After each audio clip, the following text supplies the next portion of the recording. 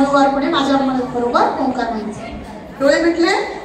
आपल्या दोघं भुवयांच्या मध्यभागी आज्ञाचक्र असतं, त्याला सायन्सच्या भाषेमध्ये म्हणतात पिनियल ग्रंथी.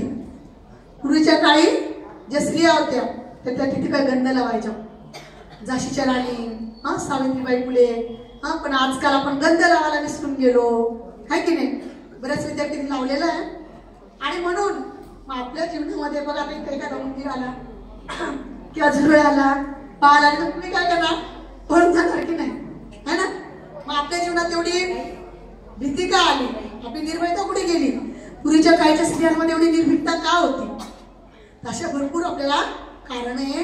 आता तुमचा मी जास्त वेळ घेत नाही.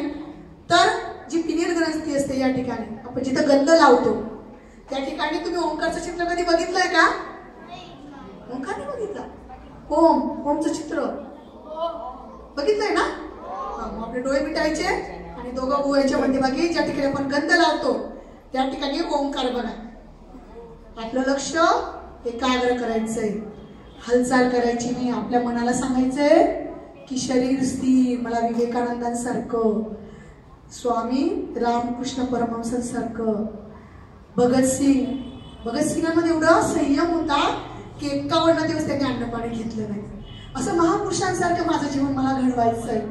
आणि म्हणून आपलं शरीर स्थिर ठेवायचं, हालचाल करायची नाही. घ्या दीर्घ श्वास, श्वास थांबवा, म्हणा ओंकार. बघा, जे बुद्धू आहे ना ते ओरडतात. काय सांगितलं तुम्हाला? कसं म्हणायचंय? आता थांबा, आता मुली म्हणते ना तर तुम्ही म्हणायचं. बघूया बरं आता कोण छान म्हणता. चला, मुली तयार आहे? तार बसले? शाबास.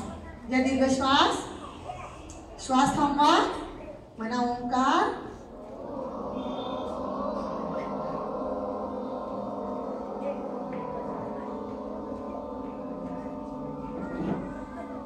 शाबास. बघा मुलीने किती छान म्हटलं ना. ओरडा